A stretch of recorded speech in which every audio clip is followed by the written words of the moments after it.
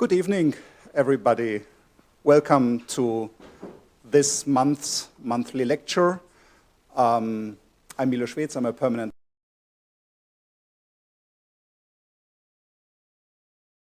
Nobody of you knows.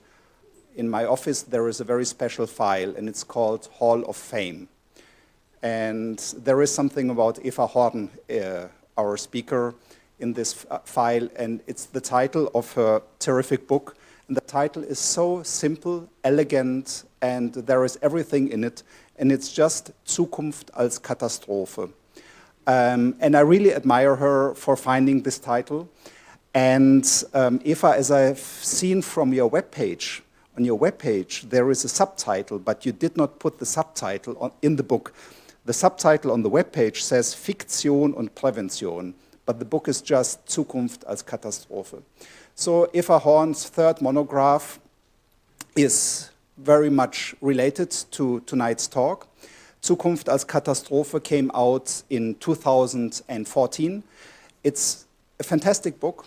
It's about the sources of this book are popular culture, Hollywood movies, novels, and many more things occupied with the atomic bomb, climate change, beginning probably with the summer, with the year without summer, if that is the correct English translation, Das Jahr ohne Sommer, Europe 1816, after a volcanic disaster in today's Indonesia. So Eva Horn's lecture tonight is about air conditioning, a cultural history of climate control. Eva Horn is my colleague from Vienna University, and she's from the German department, as we just discussed how to frame what is it in English? In German? In German, it's Institut für Germanistik. Okay, she has written 3 monographs and edited many more volumes. She studied German studies, literature, Romanistic, Roman studies, many thanks. She has received several awards, scholarships, and after being professor at the University of Basel, she came in 2009 to Vienna, and she has done fantastic things for the university and contributed in manifold ways to our knowledge in maybe the hotspots of today's political discussions, risk society, popular culture, terrorism, many things are in this book. I can highly recommend it to you. Additionally, I brought a recent press release today to today's lecture. So in this Frankfurter Allgemeine Quarterly, she has published a big piece with a very nice title, Die Luft, die alle atmen, illustrated with glaciers and icebergs from probably Greenland, I guess. So if you need something from 2017 for Eva Horn, this would be probably the best address. Eva, the floor is yours. We are very much excited, and I knew this would happen. I brought too much. Okay, the floor is yours.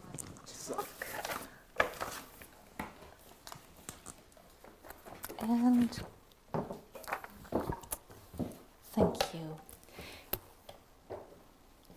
Okay, yes, thank you, Milos, for inviting me here. Thank you all for coming on such a glorious spring evening.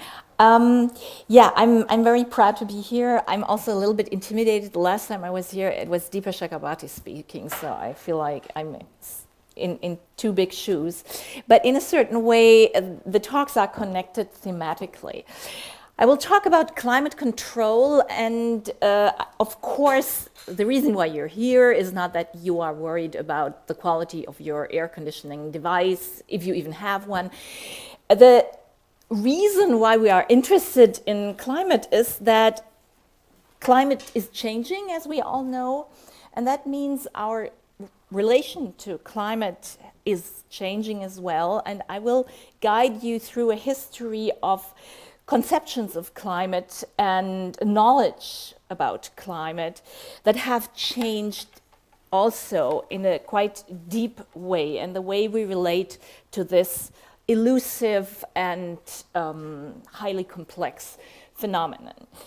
Climate used to be a background phenomenon. Climate is not very interesting. What is rather interesting is the weather, the acute state of things, the ephemeral states of the atmosphere. So let's have a look at a recent definition of climate, where you can see that it's not a very interesting thing. It's about averages and statistics.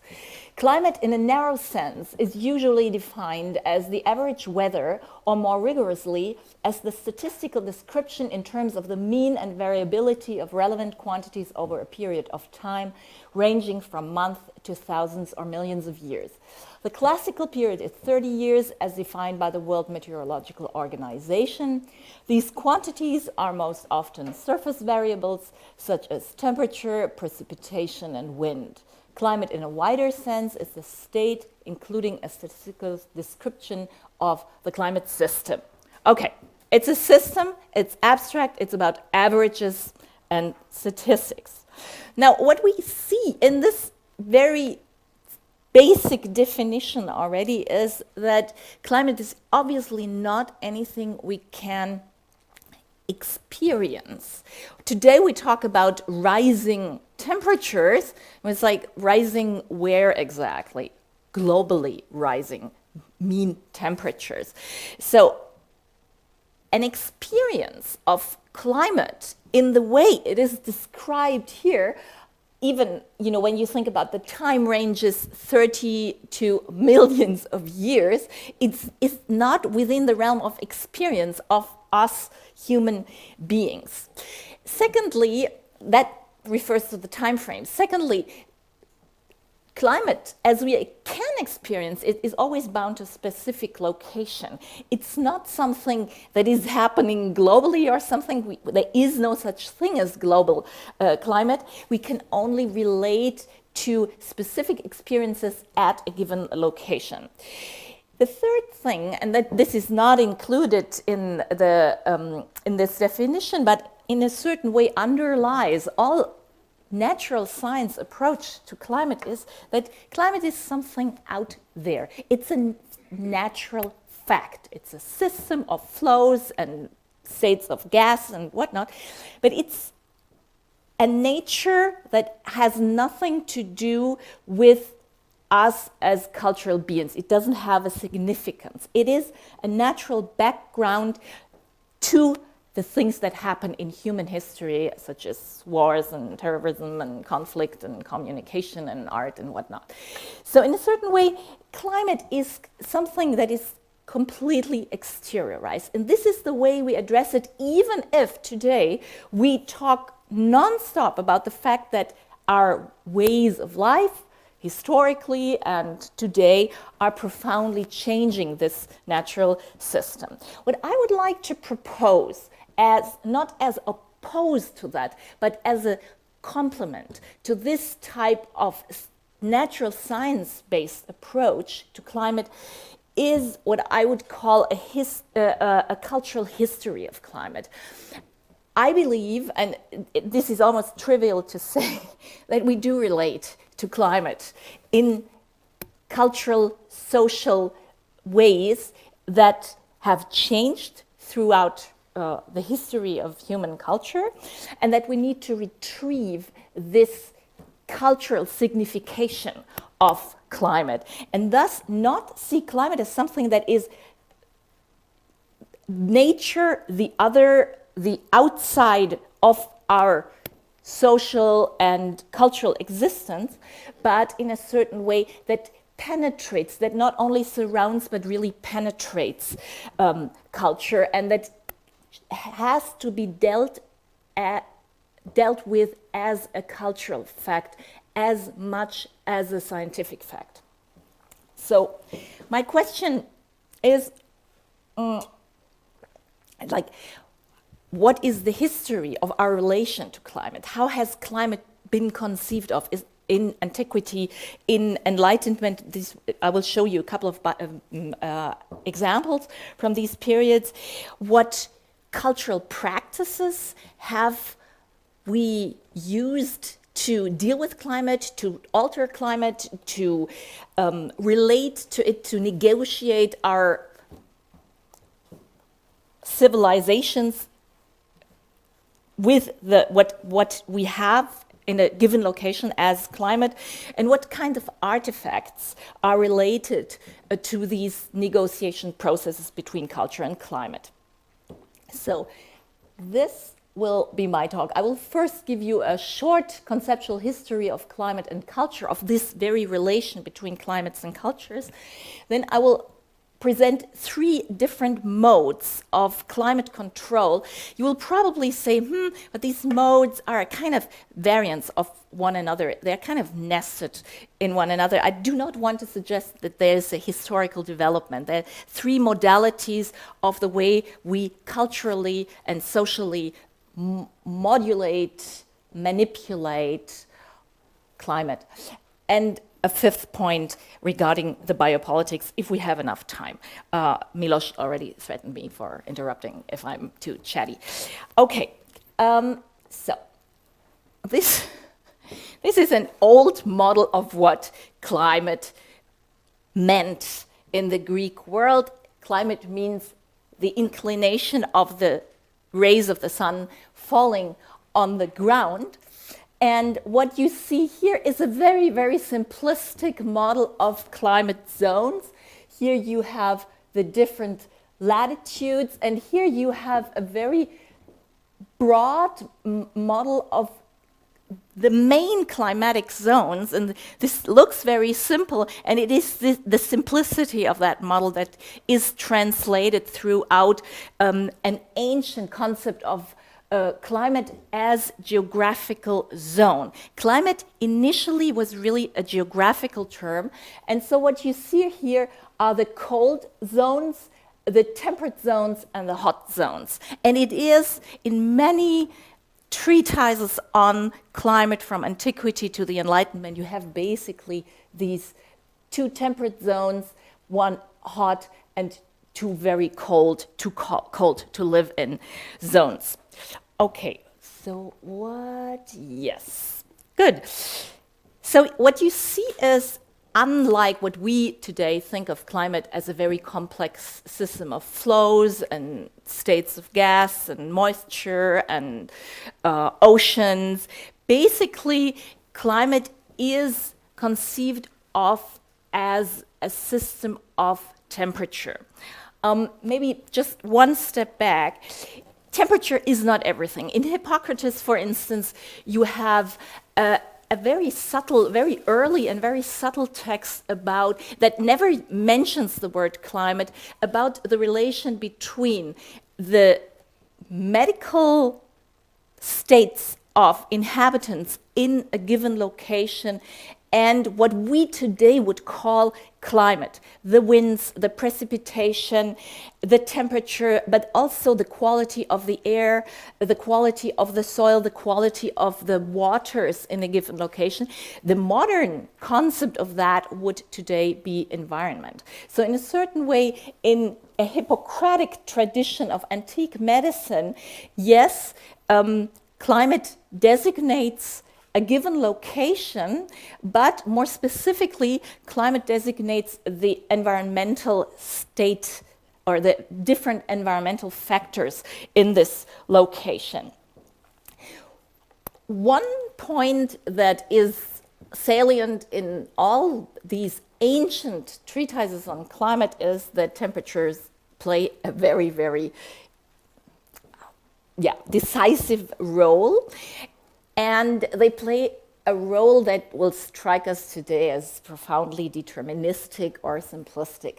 This is a quotation from Montesquieu's L'Esprit des Lois of 1748. It is just one example of a very, very long tradition that links temperatures to mentalities. And we all know that. We also speak about, even inside of a country, when you come from the north of Germany, you speak about the southerners as people that are yeah, kind of a bit more less uptight and more chatty and less reliable. So you have this what I call the thermic anthropology. You have it even in very small areas. You always have this divide between those who dwell in the colder zones and those who dwell in the warmer zones. But let me just read this for you so you get the full picture. A cold air constringes the extremities of the external fibers of the body. Consequently, it increases also their force. On the contrary, a warm air relaxes and lengthens the extremes of the fibers. Of course, it diminishes their force and elasticity. So you see, the basis of this theory in this case is a theory about the tissues of the body that are kind of soften like wax or other matters. They soften in the heat and they contract in the cold. But that translates into a specific mentality and even translates into social systems. So people are therefore more vigorous in cold climates. Here, the temperature of the humerus is greater, the blood moves freer towards the heart, and reciprocally, the heart has more power. The superiority of strength must produce various effects. For instance, a greater boldness, that is more courage, a greater sense of superiority, that is less desire for revenge, a greater opinion of security, that is more frankness, less suspicion, policy, and cunning. Put a man into a close, warm place, and for the reasons above given, he will feel a great faintness. The inhabitants of warm countries are, like old men, timorous. The people in cold countries are, like young men, brave. From this theory about the mentality, the bodies and the mentalities, of course, Montesquieu and many others go on to conclude that certain social forms, certain civilizations, even certain forms of religion are bound to certain states of the climate. Basically, democracy requires a great discipline, or republican government requires great discipline from the citizens. So this only works for the very calm and disciplined dwellers of the cold zones. And you see how ludicrous this is, but in a certain way, I like the ludicrousness of it. In hot climates, because everybody is so lazy and unable to work, you need tyranny or slavery in order to make people work in the first place. Okay, so what is interesting? You will say, this is really weird, this is deterministic, we have nothing to do whatsoever with it. What I find interesting, and even Montesquieu is not as bad as I make him. When you look into the entire book, it's one of the brightest books that has been written on political theory ever. So, I'm not trying to make him look bad here.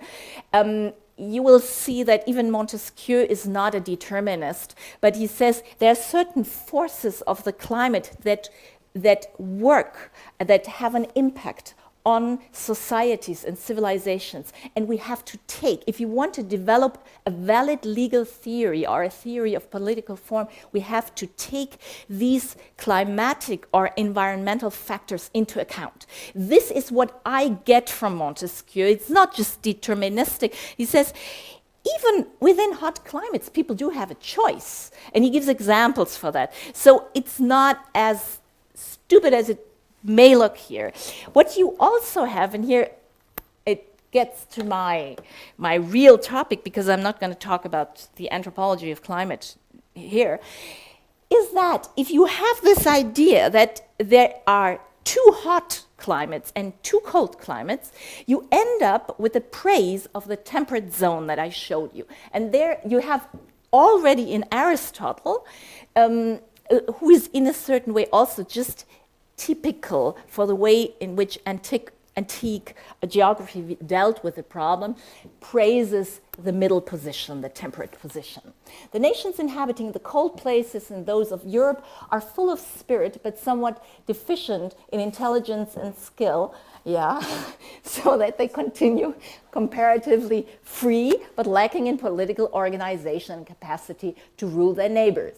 The peoples of Asia, which means the hot zones, on the other hand, are intelligent and skillful in temperament, but lack in spirit, so that they are in continuous subjection and slavery.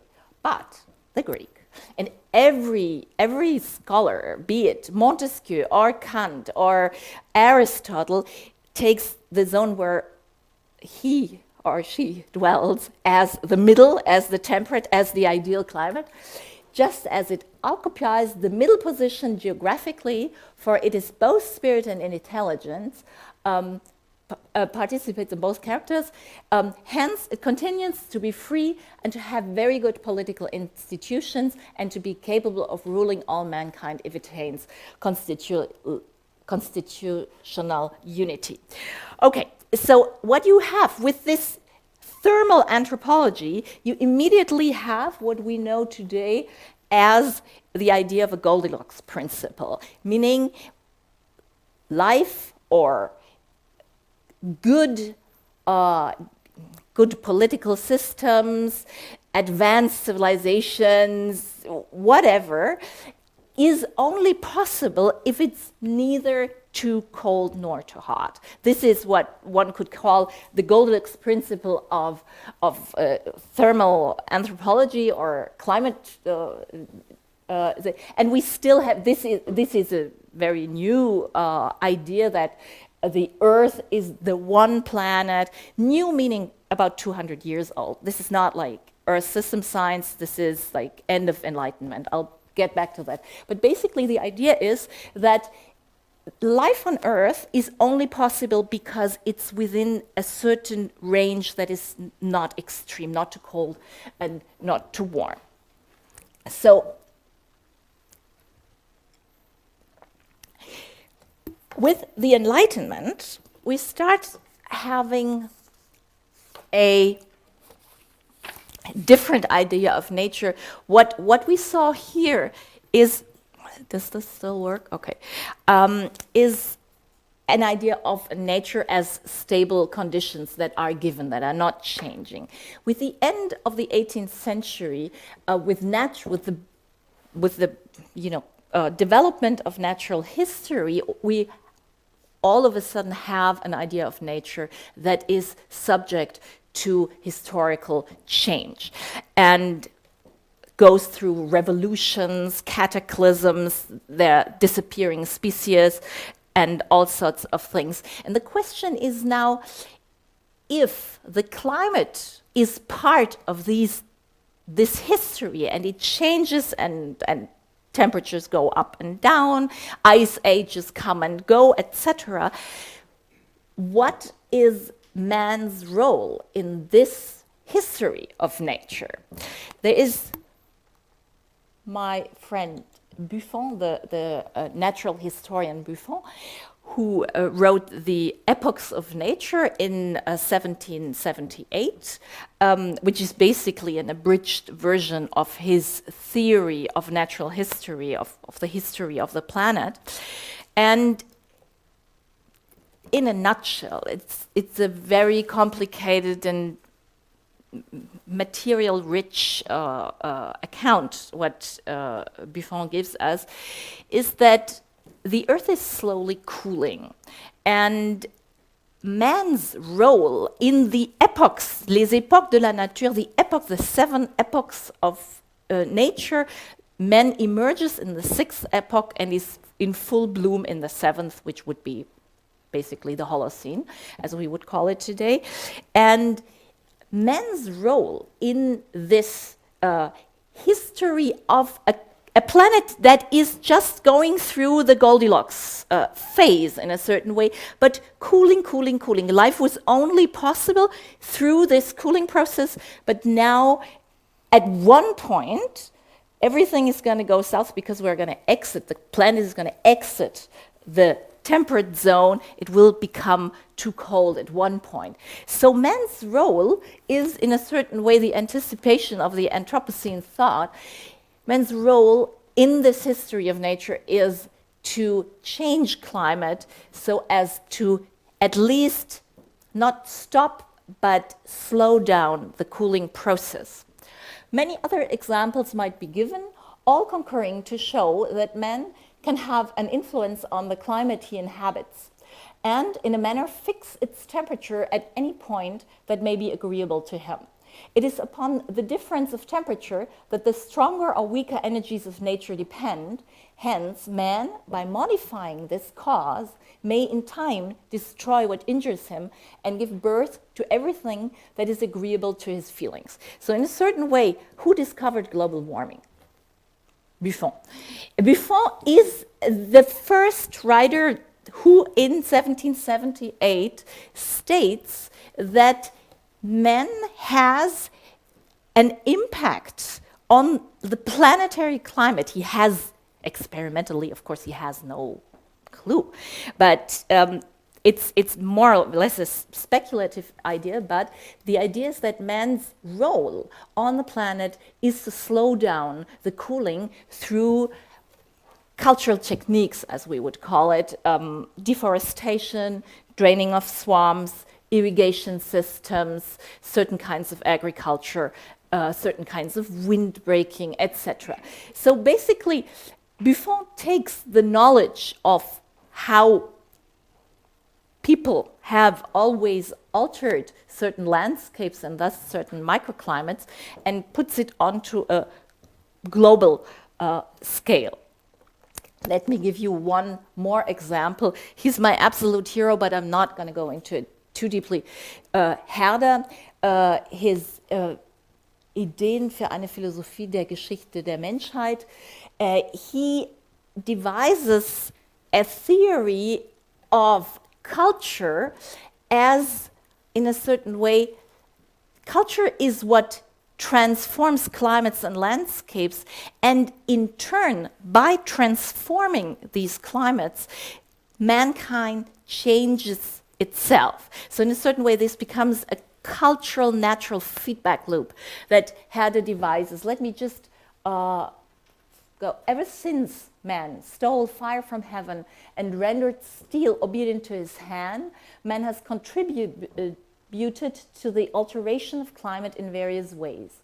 Once Europe was a dank forest, and other regions at present well cultivated were the same. They are now exposed to the rays of the sun, and the inhabitants themselves have changed with the climate.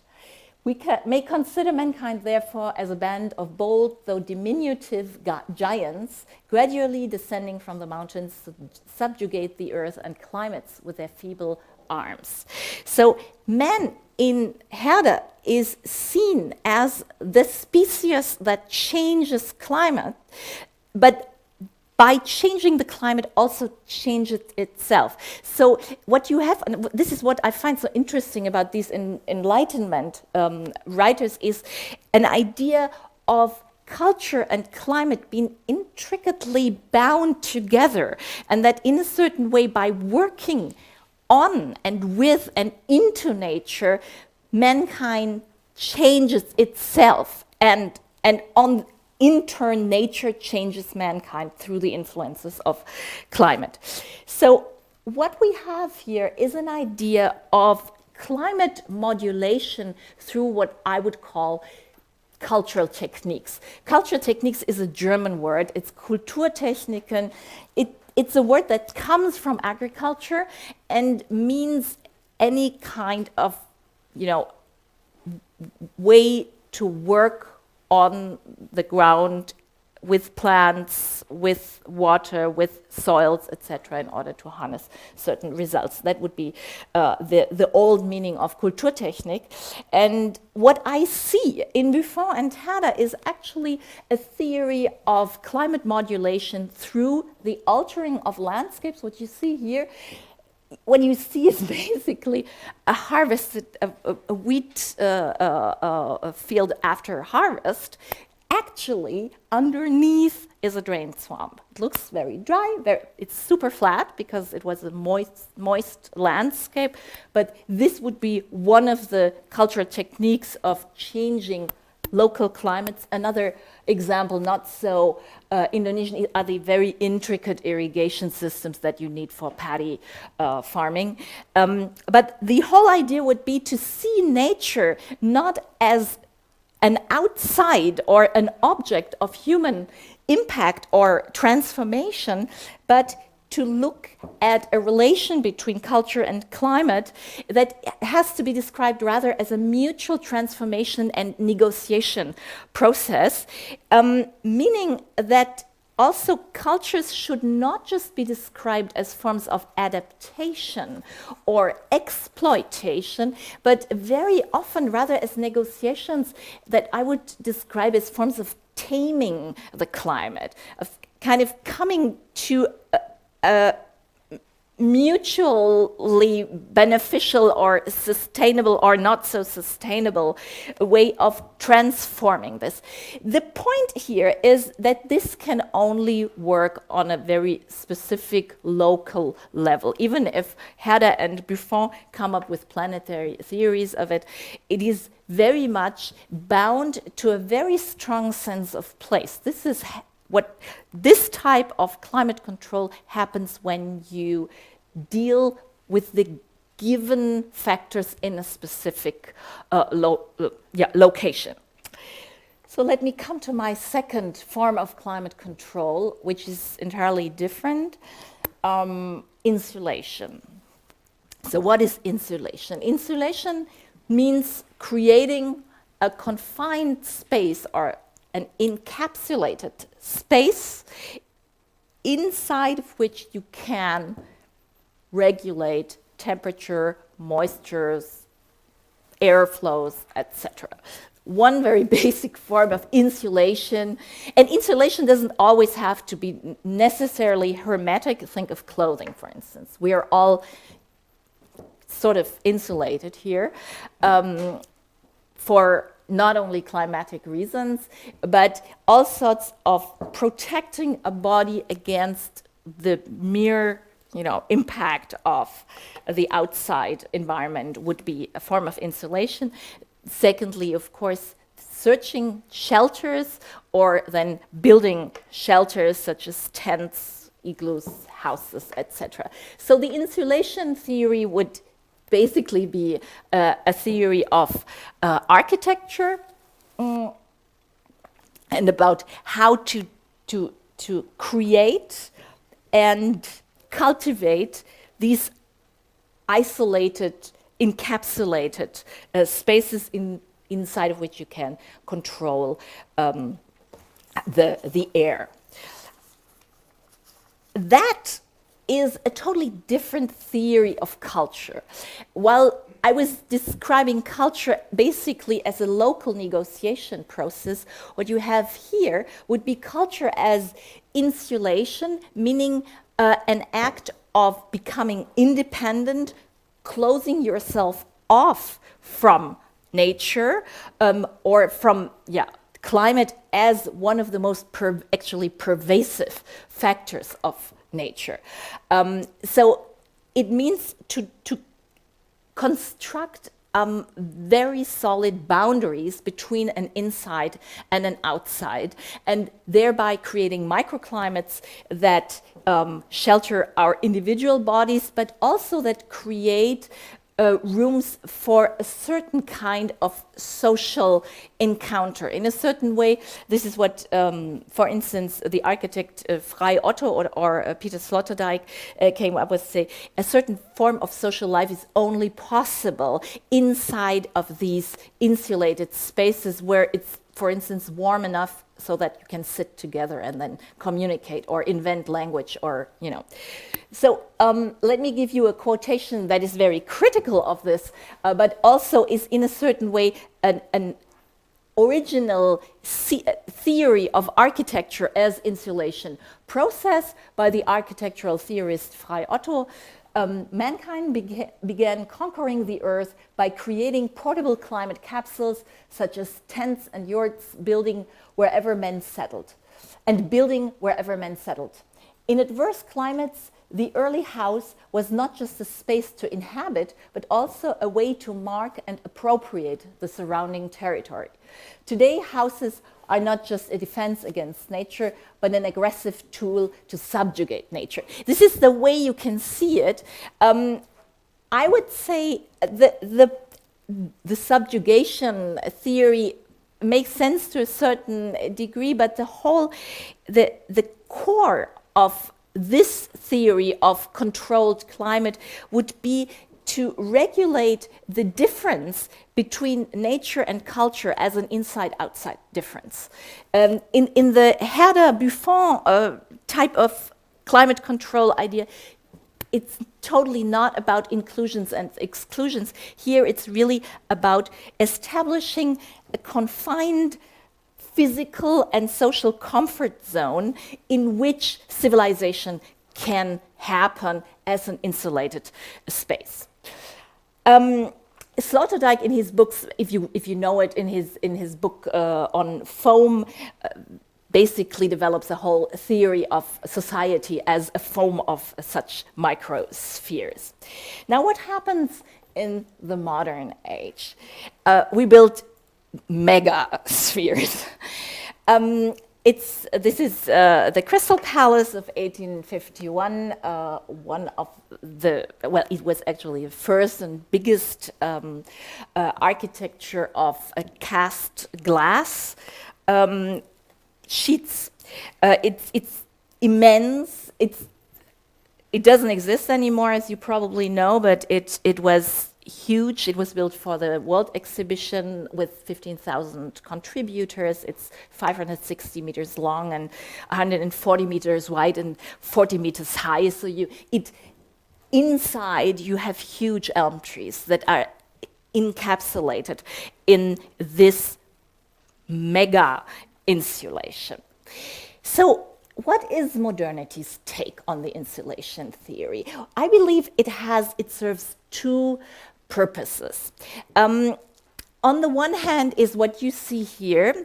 It creates an outside space. You go shopping, you go to the market, you go have a coffee under a tree with your friends, but sheltered from the weather and also the climate. It's not about just rain in London, but it's about the whole London winter, which is 9 months long.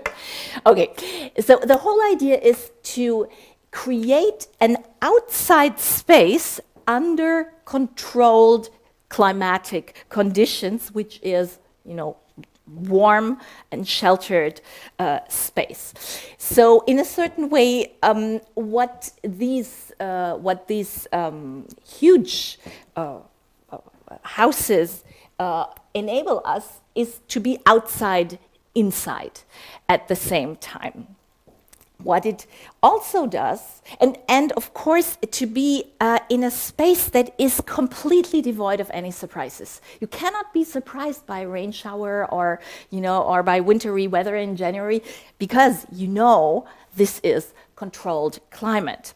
The other function, of course, this is the beginning. This is a photo I took myself in the Marina of Singapore. It's just one of the many, many, many shopping malls that you have and that are decisive for the development of places like Singapore or Bangkok or Dubai as international economic hubs, because they need to create huge zones. In a certain way, when you are in Singapore, you can basically go through the city almost without ever exiting outside. Here you have another, this is Fukuoka. I just went there in February. The whole city of Fukuoka on Kyushu in Japan is tunneled with these subterranean shopping malls. It gets quite cold in winter, and it gets super hot and very moist in summer. So basically people travel through their city in these climate-controlled spaces. But let me give you another take on these mega capsules, climate capsules. This is one of the most beautiful greenhouses in the world, built during the colonial period of Belgium. It is only open a few weeks per year. It's immensely energy consuming to heat. But what do we see here? It's also the idea of creating an outside to be able to step into Mother Nature, but in this confined, climatized space. But here, with this very clear exotic or orientalist construction of a tropical forest, it's about making climate an option. You can visit the tropics for a few, you can do this in Schönbrunn, for instance. You go to the greenhouses and you can visit the tropics for 15 minutes. Normally then you're fed up because it's so moist and sticky. Suffocating. But here the idea is to create an artificial nature that makes climate an option between which you can choose and which you can experience in a certain way aesthetically, but in a leisurely way, without being really exposed to it, without being stuck in the tropical heat. This is also a contemporary example. It's again Singapore Marina, high-end, high-tech greenhouses. One has a desert climate and the other a kind of Australian temperate zone. I don't go in the detail, but I studied it. It's very intricate. They managed to even drop the temperatures during the night, and and to filter a certain spectrum of infrared sunlight and not others, etc. But here again, it's kind of a show-offy way to show we can build climate that would not otherwise be possible here, but we can do it in these extremely expensive leisure architecture. So what happens in this insulation model? I think it enables the idea of a completely controllable climate, but as an almost outside space. It standardizes, at least in the shopping mall model, it provides a completely standardized climate, which is the standard climate of today's office buildings and shopping malls, which is 21 Celsius and 50% humidity, which is a standard that is good for middle-aged men and not so great for women. It's just cold. And but this is how you have it. In a certain way, what you find sometimes in tropical countries, it's that air conditions are put a bit too low, and you feel really cold because it's considered a form of luxury. So it's also a kind of bodily, not even comfort, but it's a cultural thing that makes you always come back into that standard. No matter how rainy or whatever it is outside, you come back to this 20 Celsius, slightly too chilly, dry, crisp freshness of air-conditioned air. So what we see today is actually the abandonment of an idea that climate is something local. Climate becomes globally standardized in this 20 Celsius, 50% standard. And we can, in a certain way, travel throughout the world, from airport to airport and to cars to hotels, and never leave this global standard. Here's more of that. That's from inside the same buildings. The third. The third takes this idea a step further, the third model. I call it world building, but I have to take a theoretical step back.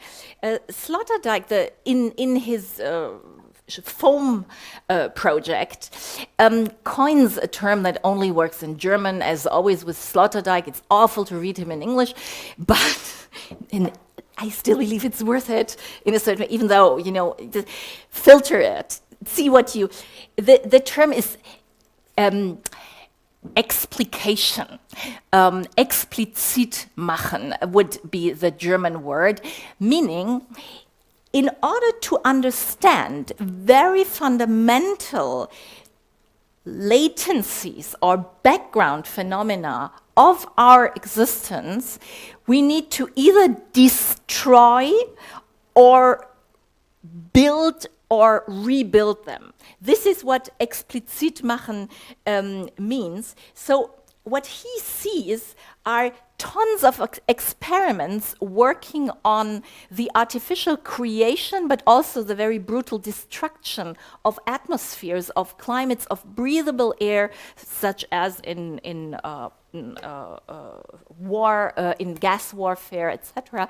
He interprets this as forms of explication of the atmosphere. So in a certain way, one could interpret these megastructures also as forms of trying to understand how climate works, how atmospheres work, or to take it even to a bigger, broader level, how biospheres work, by artificially, technologically constructing them. So this is when you have, yeah, this is that. Okay.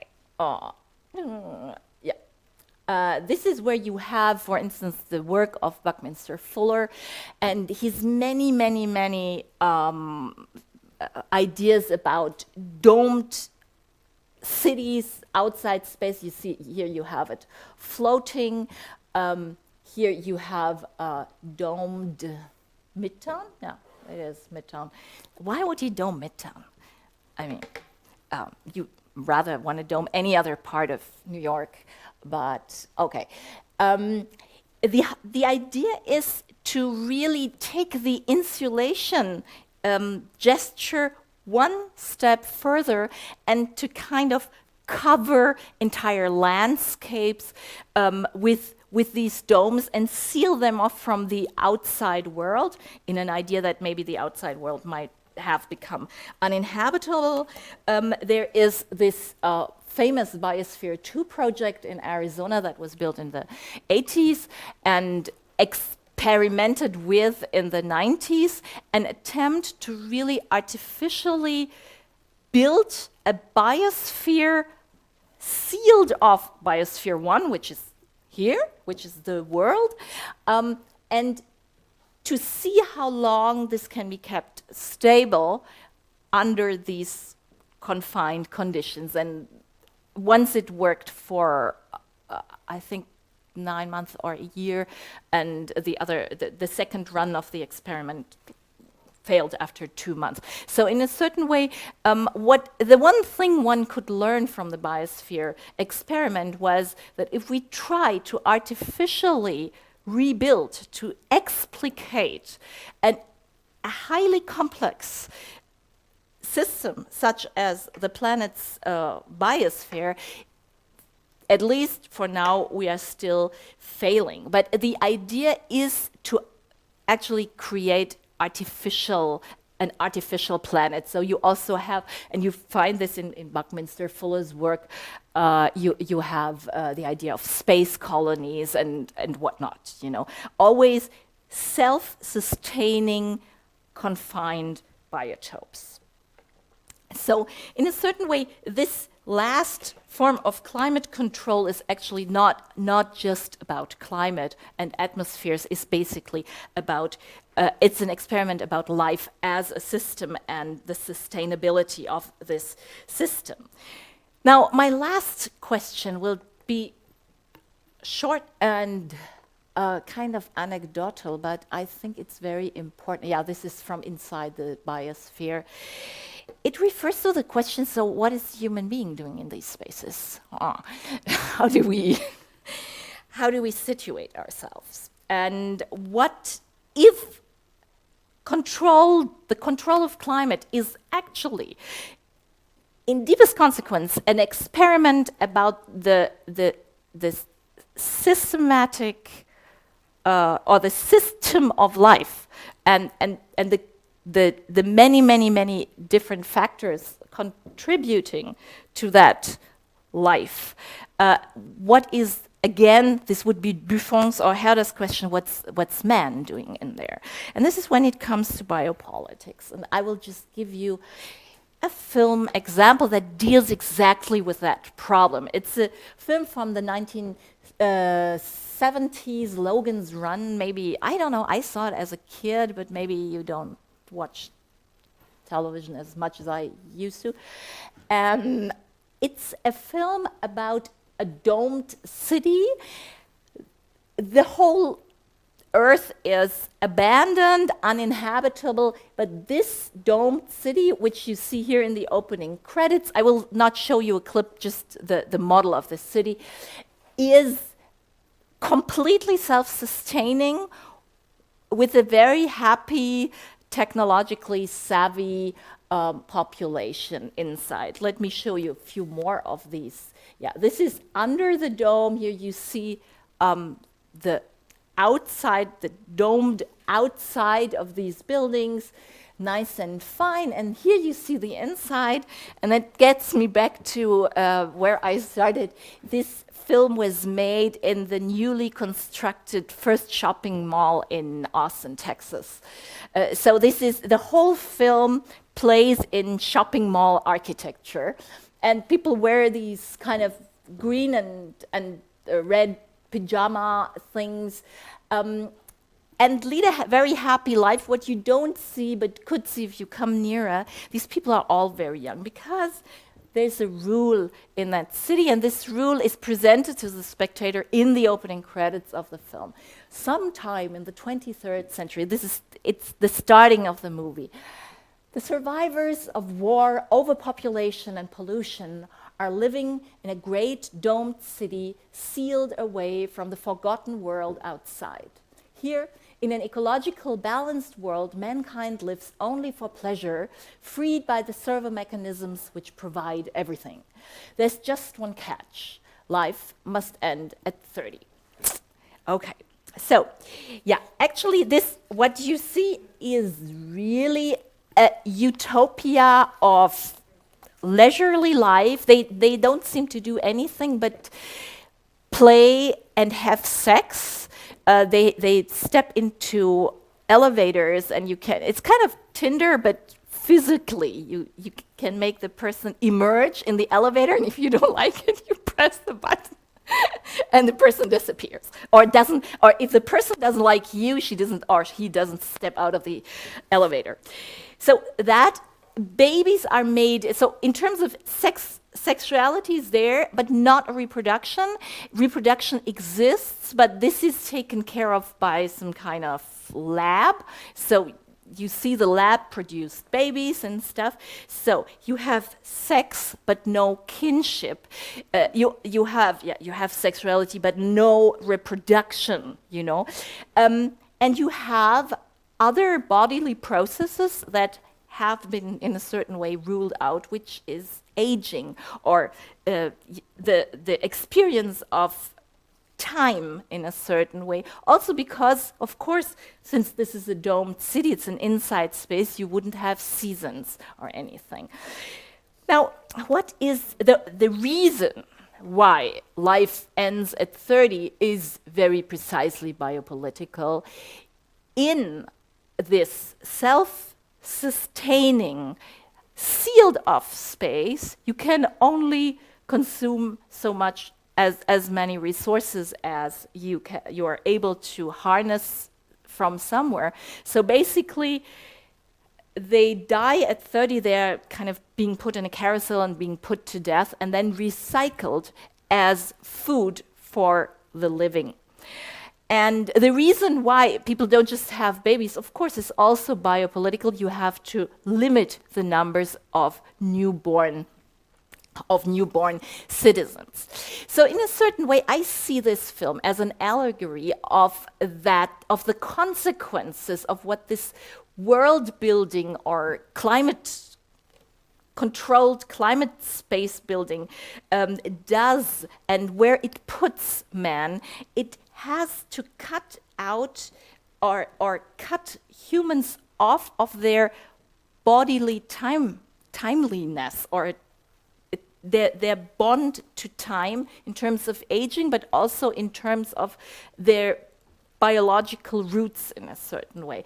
So climate here becomes in a certain way the metaphor of any kind of creaturely dimension of human being. If we cut ourselves off of this climatic weather factor, we will end up in a not only normalized and banalized climate where we cannot experience anything else but 20 degrees and 50% humidity, but also we cut ourselves off the problematic mortal nature of our human bodies and the ways we relate to these bodies in our sense of self, but also in our sense of seeing ourselves as social beings who are in this climate and in this time together. So my basic line would be to see these utopian projects of controlling climate as, in a certain way, the tragic utopia of what culture does once it tries to process its own identity or what it is as something that needs to be cut off from natural processes. The history of climate control would actually be a history of losing this relation, of negotiating with a given locality, losing also the thrill, the adventure, and the disasters that weather and climate bring, and ending up in a completely normalized space that actually cuts us off of certain aesthetic dimensions of human experience, but also of these this dimension of bodily time. Okay, thank you.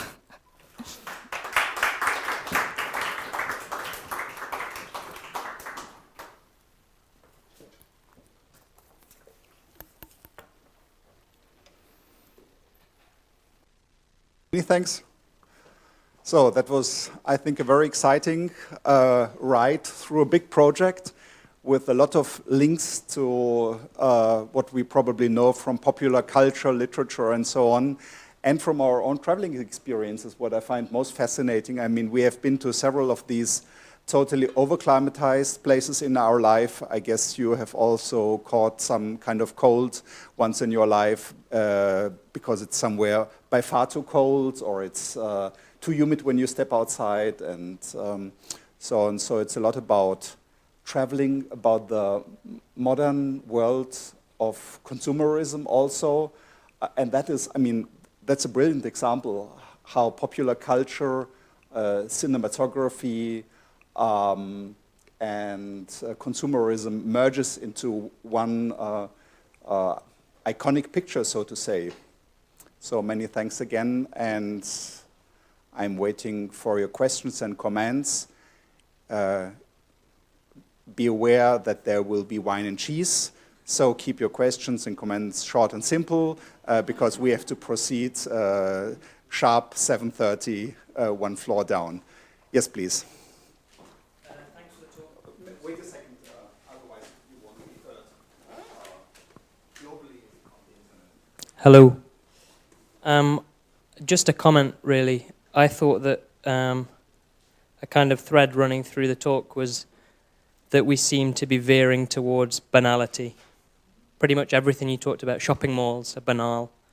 This idea of homogenization of culture, like adverts and everything, all teach us to want the same thing. And going from the beginning, when even the slightly silly talk about climate, people from the north and the south, from warm and cold climes, it's this opposition of different types in human nature. And are we moving towards a sort of singularity of humanity where we're being herded into being the same character-wise, the same climate? And in this utopia, I mean, what's the point of society? It's just to survive and repopulate. It's no, banality, not repopulate. Right? This is about having fun. This is not at all about to survive and repopulate. Of course, but you know, pure hedonistic. Like where you talked about, you know, the thrill of being caught in a storm or something, I don't know, and Yeah, no, this is taken that's away. There's badly put. It's not thrilling to be caught in a storm. I would say it's part of being in the world. And if what is happening today also with the way architecture is built, as you said, spaces are more and more homogenized, and we lose, for instance, our tolerance for extreme temperatures or bad weather. In a certain way, the point would be to retrieve certain forms of cultural knowledge, but also very personal experiences, like how to behave in, you know, extreme climates and how to adapt to it without being too, you know, angry, too depressed, too wiped out. I don't know. When I first arrived in the tropic, I vomited. You know, it's like I was unable to eat, to breathe, to whatever. And ever since, I have learned how to deal with it a little bit better. And there are also things people know that live in Singapore or Andalusia or you name it, who know that you don't eat at noon like we would in Vienna, you know. You sleep over, you don't try to work, you don't run around like crazy. You try to rather put important stuff to the evening and the early morning. You have to get up very early in the morning, and stuff like that. You have to reorganize your life, your health, your eating habits, the way you move. And I think with this normalization of climate, we tend to lose that, and we tend to get more and more impatient with weather and climate phenomena, such as the dark winter in Vienna or Stockholm, or, you know, we're so like, oh, this is so depressing, I can't stand it anymore, I want to leave, I'm taking a break. And I think we are so impatient with that.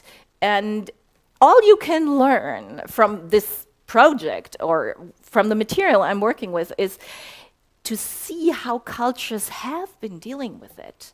In the 17th century, the winter was horrible and life-threatening. You know, if the winter was going on too long, they wouldn't have enough food, you know, to live through, you know, until they can have the next harvest. And they write prayers and songs and poems. And this is climate knowledge that we have totally, you know, discarded. It's like this saying, there's no such thing as bad weather, there's only wrong clothing. We kind of put this so far away. It's like, no, there is bad weather, and we're right to be depressed. You know, this would be my point.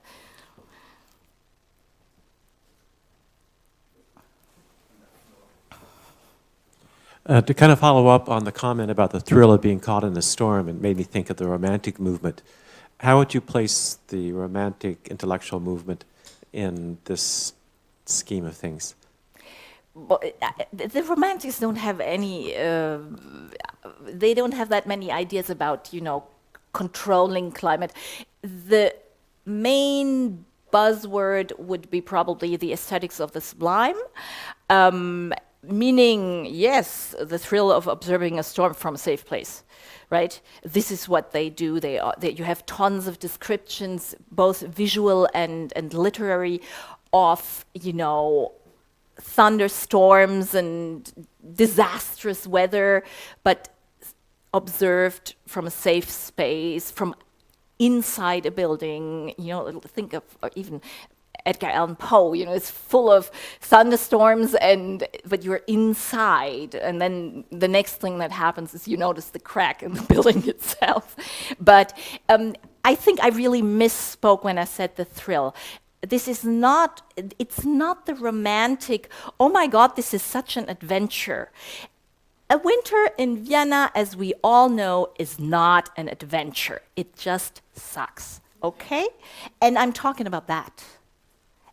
About how to go through the suckiness of a Central European winter and in a certain way embracing it and saying, yeah, what I experience here is the climate that, and what do I do with that? And the more you go into that, the more you are happy when you see the first little flower popping up, you know. And we tend to just like, let's just wait it out, or go to the tropics, or take a break and, you know, fly to Dubai and, you know, get a tan over Christmas. And the whole point would be to retrieve the cultural archive of this atmospheric knowledge, the semantics that were used, the ways, the feelings and Stimmungen, as we say in German, were described, and thereby to redevelop what one could call an aesthesis of atmospheres, you know, a better perception of that. And there are architects who try to do that on the architectural level. What one school of architecture is trying to do is investigate in vernacular architecture to see how in traditional architecture deals with climatic phenomena. And then there's this French-Swiss architect, Philippe Rahm, for instance, who tries to build houses with various climate zones. And so it's like, let's go against the grain of the banalization and homogenization. We don't need the same temperature in the whole house. Why don't we work with different states of moisture and temperature and not heat certain rooms at all, etc. So I think this is the stuff that goes in the direction I want to look at. May I ask something directly connected to this normative side with this movie? As far as I remember your book, Logan's Run has also this kind of normative approach in its ending. Would you agree that Logan's Run, I mean, the hero is exposed finally to the real climate. Mother Nature, to Mother Nature. Yeah. And then, yeah, of course, I mean, this is, nevertheless, this is mainstream Hollywood. In the end of the day, of course, opposed to that dystopian pleasure society that seals itself off from the reality, they end up in nature. They meet an old man, Peter Ustinov. They see the graves of mothers and fathers. They discover kinship. And so it goes back to the traditional family model, yes. But that was in the 70s. Yeah. And how did this Hollywood narrative develop in the last 40 years? I mean, what is now, so to say, the moralic state of the art, if there is such a simple thing? It's very hard to say. This is, I would need to think about an you can think, and we pass the next question to Noah Swisser. Okay. No, you withdraw. Okay. Sorry. Okay. Then there's one thing that was surprisingly absent from your talk, I would say, and that was all our discussion about climate change. I don't know, maybe it was mentioned at one point, but I don't really remember that, at least it was not very present. How would this influence these ideas of like creating places that are completely sealed off?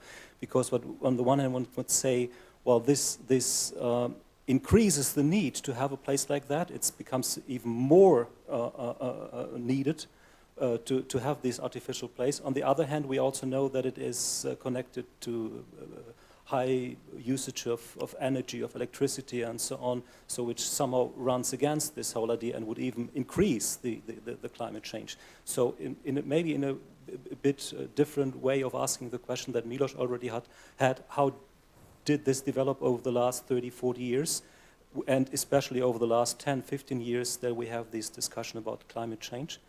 And if I may add a very short second question that is more a historical question. You started off by referring to Buffon and Herder. I also very much agree with what you said about your pleasure of reading Herder, and I mean it's really wonderful description. But Herder is very much a philosopher of, I would say, of the idea of a certain embeddedness of human beings in nature, and his question is a very sensitive and subtle reading of how does climate influence, and so. And I would say there is more or less an absence of the idea that you later on presented, this idea of creating climate, of making it, of making it into an engineering task. Yeah, definitively. No, Herder is rather what I would call a cultural theorist of climate. And what I find so interesting is that he establishes this feedback loop. You know, humans alter climate, climate alters humans, das Klima neigt, aber es zwingt nicht. So he's also not a determinist. So that this is a very complicated and subtle theory. You know, I don't want to go on and on and on, but there's a lot. There's also a very clear criticism of these simplistic zone theories in Aristotle and Montesquieu and whatnot. But you would say there's an absence of the idea of engineering. Yes, definitively. Yeah. No. He talks about cultural techniques. This is what he knows, but engineering is not on the... It comes... In the 19th century, they think about engineering, but not yet in 1784. As for climate change, this was the start of my talk. And you're perfectly right to say I wouldn't be talking about that if it weren't for climate change. Still, in a certain way, what I see is that we talk about climate change over and over again. Humanity is impacting on the climate. We shouldn't be doing that. Yes, air conditioning contributes to the consumption of, in the tropical cities like Singapore, it's more than half of all the energy goes into air conditioning. All the consumed energy of the city. No? Yeah. So, definitively, yes, these utopian mechanisms react to global warming and contribute to global. So we have a nice positive feedback loop. Great, you know, that's a disaster in a certain way. But my point would be to not just keep repeating and lamenting it, but to have a cultural historian's approach to these things. And that means to look at climate as a cultural entity and not just as a thing out there in nature. And also recast nature as something that is in constant exchange processes with cultural practices. This is why. But of course, the point of departure of my whole project is climate change. But I think we should do more, especially as humanities scholars, than just repeat what we get from the sciences. We need to complement it with our own approach. That would be my take.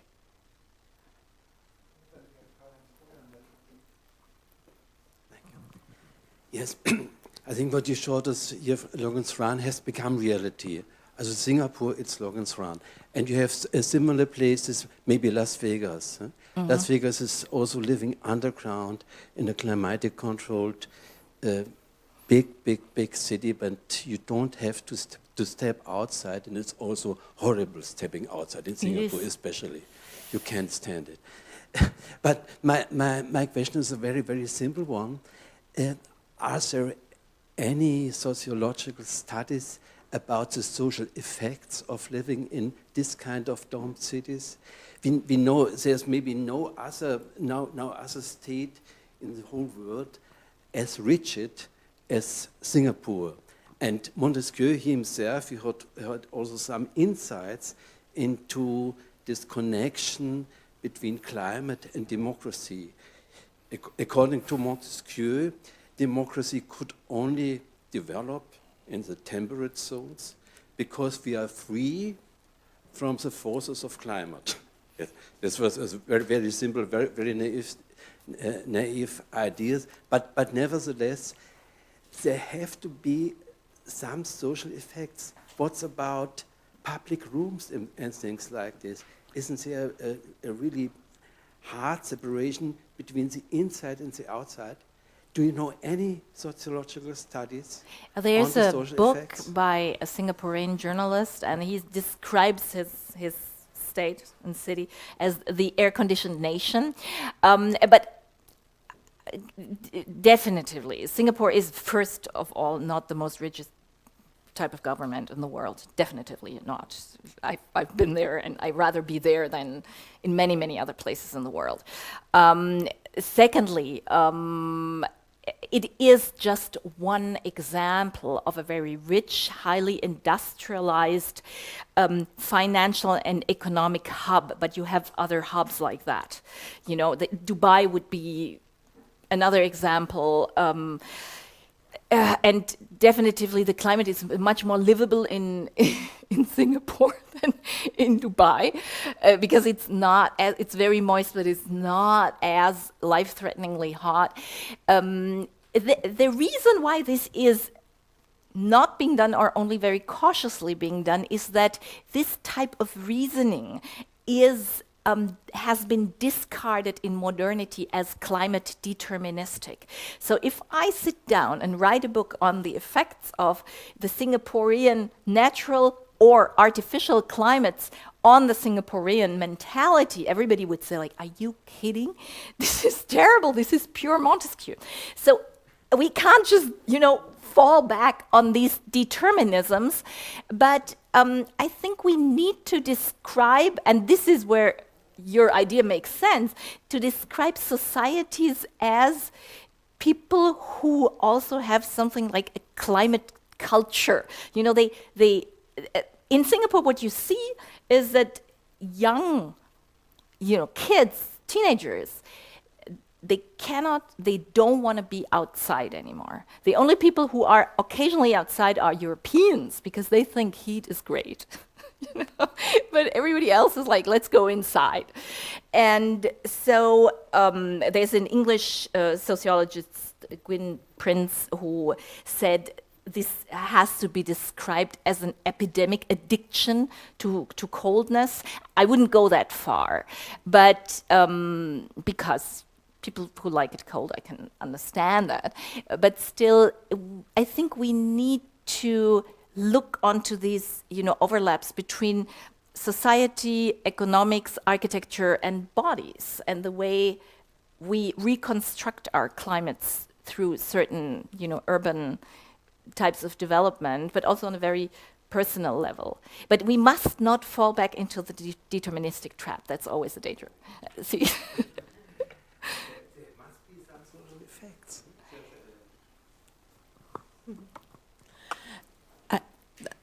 I want to ask you, do you think we are, mankind in general, that we are actually exaggerating a little bit our concerns over climate change? Are we getting a little bit too hysterical? I feel this undertone in your talk, but I'm not sure if it's correct. Are we maybe panicking more about ourselves and our own vulnerability than about the climate? The two go part and parcel, I would think. What I see is a lot of talk and very little attention, nevertheless, to the problem. How can I put it? If you think of climate politics, there are so many things that could be done and they're relatively easy, but nobody would ever address them, like carbon taxes or something. Not even in Europe you could get away with that. So in a certain way, there's a lot of talking and exaltation, and at the same time, when you look at the SDGs, for instance, look at the SDGs, 16 SDGs. One is, yeah, well, gender equality and clean water and this, that, and by the way, climate protection. I don't think, it works that way. The environmental problems we're having right now are on a much more fundamental level than, for instance, social politics. But we talk about them as if they were just one other thing on the agenda. First we talk about education, then we talk about labor, and then we talk about climate protection, and then we talk about gender equality. I'm not saying these other topics aren't important, but it strikes me that they may not be on the same logical level. And this is where maybe hysteria is not the right word, but this is why I believe we need to deal with the topic beyond just reading the IPCC, you know, the executive summary of the last IPCC, or NASA about the warmest winter in recorded history in the Arctic and all that. This is like so far away. Yeah, well, you know, I rather have education or labor on my, you know.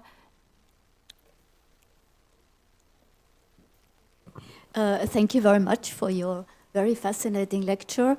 And I myself, I'm a social anthropologist, so I found your cultural approach, of course, very inspiring and also very interesting.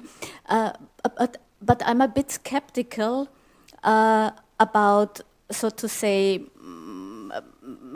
constructing here a kind of an approach of homogeneity. You know, I mean, I think it's much more complex how human beings or how people in specific places are associating or disassociating themselves from the weather. And I have conducted fieldwork on glaciers and issues of snow, I mean really high up in glaciated areas. And I found that people have even one and the same person, they have very different approaches how they associate themselves with the weather, with the climate, with melting or retreating glaciers and so forth. So my difficulty is a bit that this is too general, because as a social anthropologist I'm used to really to tie questions to specific places and specific people. Yeah. And I found out in my fieldwork that people have very complex and very different ways of associating or disassociating with the weather or climate issues. And I'm very much in line with Bruno Latour, who said we have become peasants again. Even urban people have become peasants again, even if they do not want to sense specific temperatures. They try to control the weather. The weather forecast is one of the most seen TV shows, so people want to have control about the weather. You don't control the weather if you... In terms of technology, the weather forecast, webcams, and all these things. But I think it's much more complex. I totally agree. It's so much more complex. How various people associate or disassociate. I think this is a question of perspective and of method. I work with texts, I work with artworks, and I take a very broad historical perspective in which I do not even make, differentiate between sometimes the West and the East, etc. So you talk to individuals, and even the same individual will have two opinions about the weather in two different times of the year. So of course my approach is broader because I want to find out general insights about the functioning of cultures that would not exclude looking into individual findings of ethnographers or, I'm in Indonesia a lot, and I look at how people talk about the weather there, and they have a completely different type of describing their climate and relating to it than we do. For instance, strangely enough, they're much more sensitive to rain, even though they are much more exposed to rain. And the rain is warm. I don't mind their rain, but they're like, ooh. So the whole point is rather my approach probably is more theoretical and more broad brush historical one, because what I am interested in is rethinking culture, you know, from a climatic background. And what did former epochs know about the weather? How did they experience the weather? And yes, there are many different individual takes on it, but then you can see patterns. You see general, you see that there's something like the Enlightenment cultural theory. You have hundreds of authors who write about it, but they have something in common, and that would be discourse history. That would be my approach. And that's just methodologically a totally different approach than your empirical approach. Okay, no more questions and comments, and it's perfectly 7:30. So there is, taking up the phrase of out there is cheese and wine out there, down there. Many thanks for coming, many thanks for your questions and comments, and if you are missing today's wine and cheese, there is another option this week. On Wednesday, we do have the third lecture of IWM lectures from Stephen Kotkin, so feel invited to come, and it will be also with wine and cheese, but please, a warm applause for our climate talker this month.